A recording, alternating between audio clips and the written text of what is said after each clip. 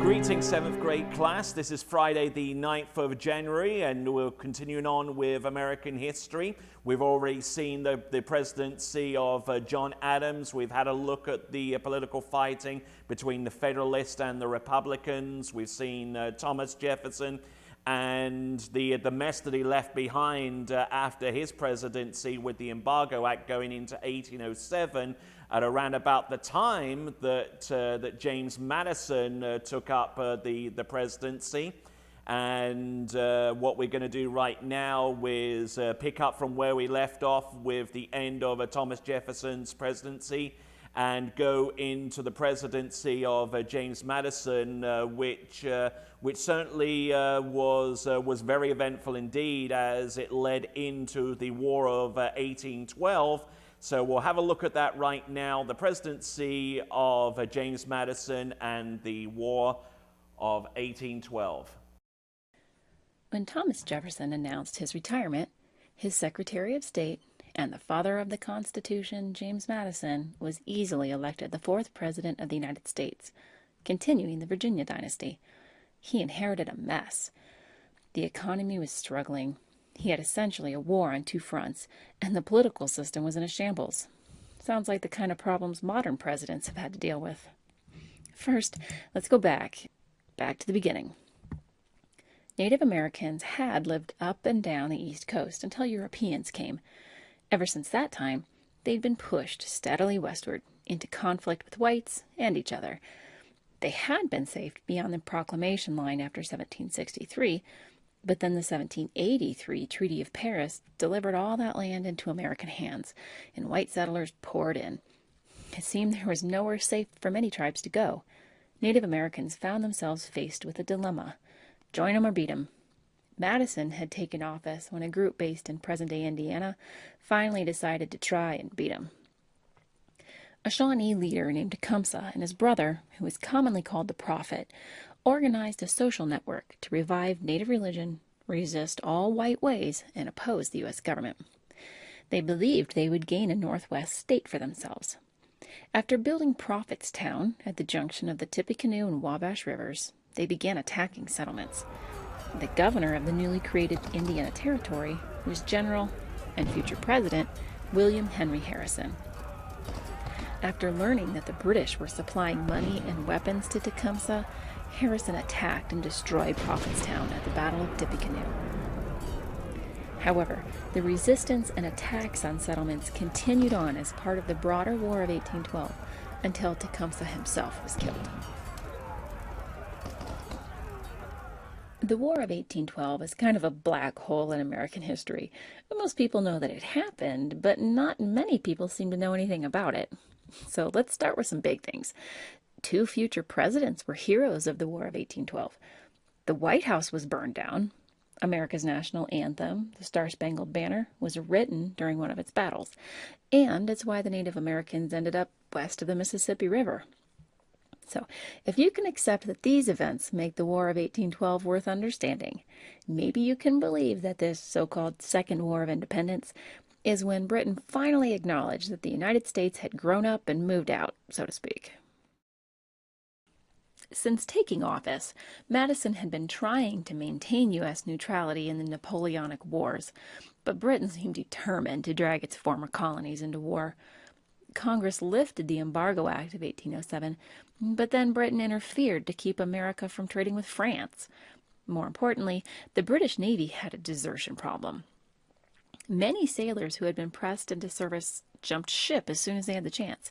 So for years, the British fleet had been stopping American ships to search for their deserters, sometimes pressing American citizens into service to boot. The trade restrictions and impressment controversy were frustrating, but each of them alone wasn't really enough for President Madison to want to declare war on Britain. But then you add in the fact that Britain had been helping the Indians fight on the frontier, and together, all of these factors were just a little too much for some people. The so-called war hawks in Congress convinced President Madison to declare war in June 1812. Federalists in the Northeast strongly opposed the war, but they didn't have enough clout to keep the president from being reelected that year. President Madison hadn't really been prepared for a prolonged war.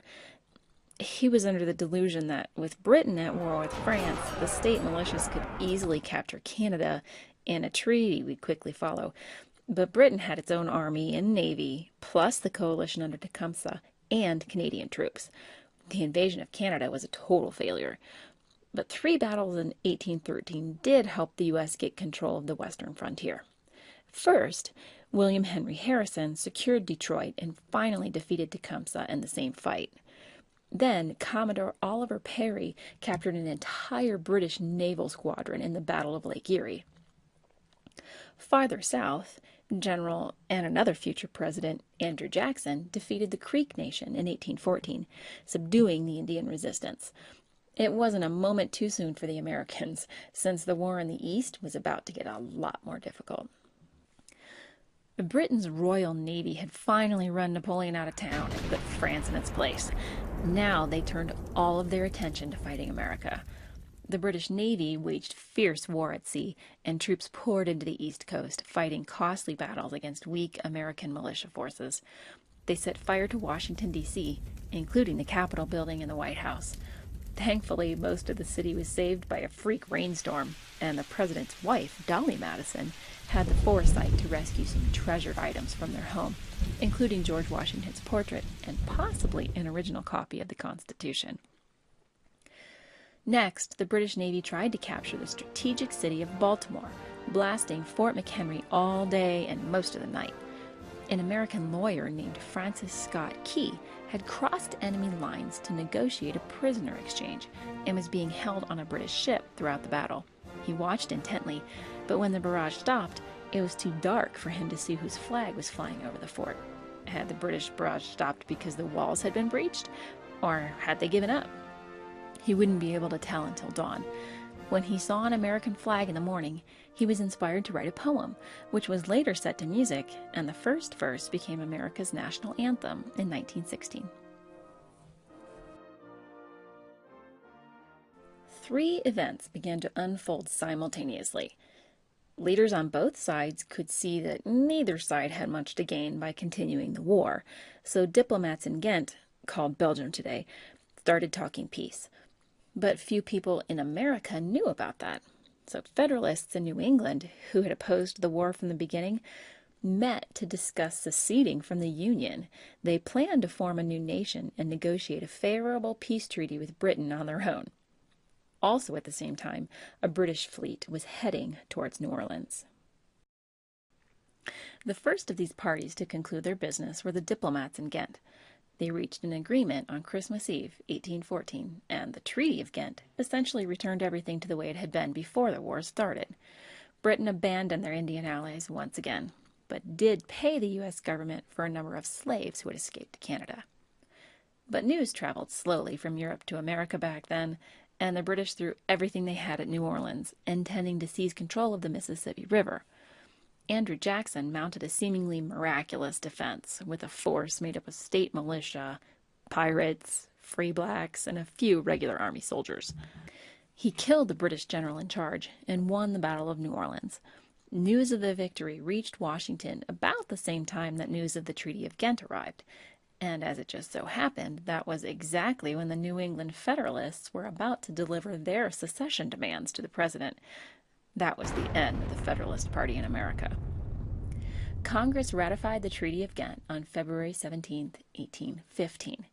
Despite heavy casualties and gaining basically nothing, the U.S. felt that they had defended themselves in a second war of independence against Britain, boosting American self-confidence and nationalism. An era of good feelings was about to begin. Let's review. President Madison took office facing several grave difficulties.